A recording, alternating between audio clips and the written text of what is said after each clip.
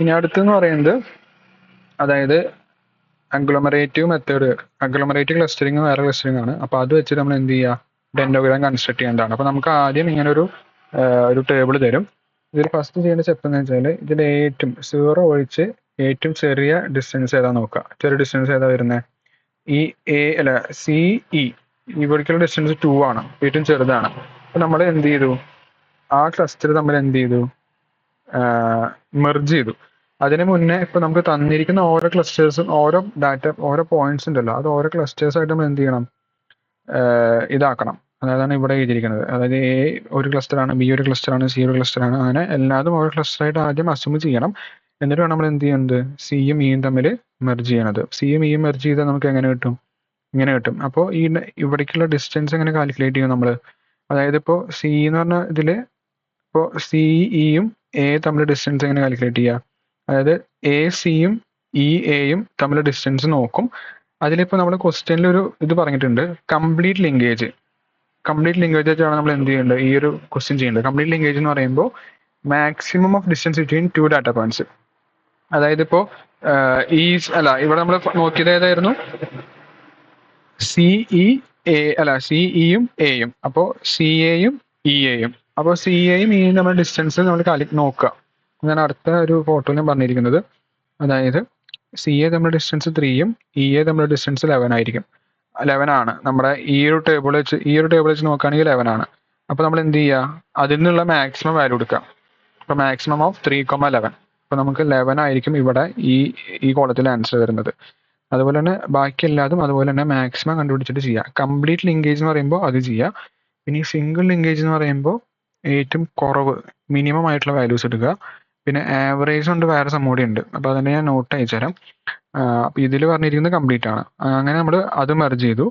ഇനി നമ്മൾ നോക്കാം, ഇനി നമ്മൾ ഇതിൽ ഏറ്റവും ചെറിയ വാല്യൂസ് ഏതാ വരുന്നത്, ഈ ഒരു ടേബിൾ ഏറ്റവും ചെറിയ വാല്യൂ ഏതാ വരുന്നത്? പിന്നെ വാല്യൂ ചെറുത് വരുന്നത് 5 ആണ്. അതായത് ഡിയും ബിയും തമ്മിൽ മെർജ് ചെയ്യണം. അപ്പോൾ ഡിയും ബിയും തമ്മിൽ മെർജ് ചെയ്തിട്ടുള്ള ടേബിളാണ് ഈ കാണുന്നത്. ഈ ബാക്കിയുള്ള വാല്യൂസ് നമ്മൾ എന്ത് ചെയ്യുക, ഈ പറഞ്ഞ പോലെ കംപ്ലീറ്റ് ലിങ്കേജ് യൂസ് ചെയ്തിട്ട് അല്ലെങ്കിൽ മാക്സിമം ഓഫ് ആ വാല്യൂസ് യൂസ് ചെയ്തിട്ട് നമ്മൾ ഫില്ലാക്കുക. ഇനി ഇതിൽ ചെറുത് വരുന്നത് ഏതാണ്?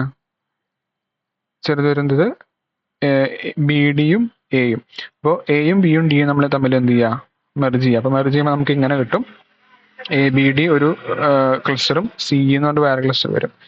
ഇതിൽ നമ്മൾ എന്ത് ചെയ്യുക, മാക്സിമം കണ്ടുപിടിക്കുക. മാക്സിമം എങ്ങനെ കണ്ടുപിടിക്കുക എന്ന് വെച്ചാൽ, അതായത് ABDയും Cയും. അപ്പോൾ അതിൽ 6 ഡാറ്റ പോയിന്റ്സ് വരും. അതായത് CA CB CD EA EB ED. അപ്പോൾ ഇതിൽ ഏറ്റവും വരുന്ന മാക്സിമം ആയിരിക്കും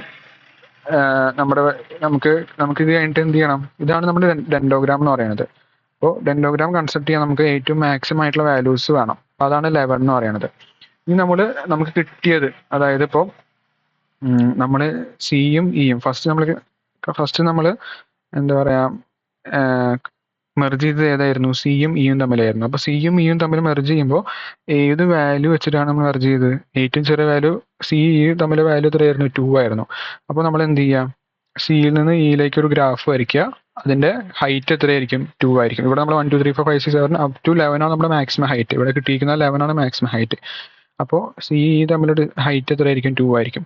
അതുപോലെ തന്നെ ബിയും ഡിയും തമ്മിൽ ചെറിയ ഡിസ്റ്റൻസ് എത്രയായിരുന്നു? ബിയും ഡിയും തമ്മിൽ നമുക്ക് 5 ആയിരുന്നു കിട്ടിയത്. അപ്പൊ നമ്മൾ ബിയിൽ നിന്ന് ഡിയിലേക്ക് ഒരു ഗ്രാഫ് വരച്ചിട്ട് അതിന്റെ ഹൈറ്റ് 5 ആക്കാം. ഓക്കെ. പിന്നെ നമ്മൾ മെർജ് ചെയ്ത് ഏതായിരുന്നു? ABD എന്ന് പറയുമ്പോൾ അതിൽ നമ്മൾ മാക്സിമം എടുത്തത് 9 ആയിരുന്നു അല്ലെ. അപ്പൊ 9 ഹൈറ്റിൽ എയിൽ നിന്ന് സ്റ്റാർട്ട് ചെയ്തിട്ട് BD നമുക്ക് ഓൾറെഡി ഒരു ഗ്രാഫായിട്ട് കിട്ടിയിട്ടുണ്ട്. അതിന്റെ സെന്ററിലേക്ക് എന്ത് ചെയ്യുക, ഒരു ലൈൻ വരയ്ക്കുക. അപ്പൊ ഇതായിരിക്കും ABDയുടെ ഗ്രാഫ് എന്ന് പറയുന്നത്.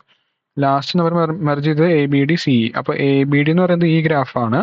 CE നമുക്ക് ഓൾറെഡി കിട്ടിയിട്ടുണ്ട്.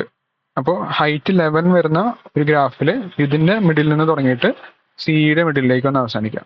ഓക്കെ. ഇത് വെച്ചിട്ട് ഇത് നമ്മുടെ ഈ ഒരു സംഭവം ചിലപ്പോൾ കൺസ്ട്രക്ട് ചെയ്യാൻ പറയും. ചെയ്തെങ്കിൽ വരയ്ക്കുക, അല്ലെങ്കിൽ ചെയ്യണ്ട. അതായത് ആദ്യം നമ്മൾ ABD CE എന്ന് പറഞ്ഞൊരു സംഭവം ചെയ്തു. അതിൽ നമ്മൾ ആദ്യം മെർജ് ചെയ്തത് CE ആയിരുന്നു. പിന്നെ BD മെർജ് ചെയ്തു. അതിനുശേഷം ABD മെർജ് ചെയ്തു. അതാണ് ഇവിടെ കിട്ടിയത്. പിന്നെ ABDയും CEയും കൂടിയിട്ട് ABD CE മൊത്തത്തിലുള്ള ഒരു സംഭവം. ഇത് നേരെ തിരിച്ചും വരയ്ക്കാം. അതായത് ഇതിപ്പോൾ നമ്മൾ വരച്ചത് ബോട്ടം ടു ടോപ്പ് ആയിരുന്നു. ടോപ്പിൽ നിന്ന് ബോട്ടത്തിലേക്ക് നമുക്ക് എന്ത് ചെയ്യാൻ പറ്റും, അത് വരയ്ക്കാൻ പറ്റും. അപ്പൊ ഇങ്ങനെയാണ് ഒരു അഗ്ലോമറേറ്റീവിന്റെ എന്താ പറയുക ക്ലസ്റ്ററിങ്ങിന്റെ ക്വസ്റ്റ്യൻ ചെയ്യേണ്ടത്.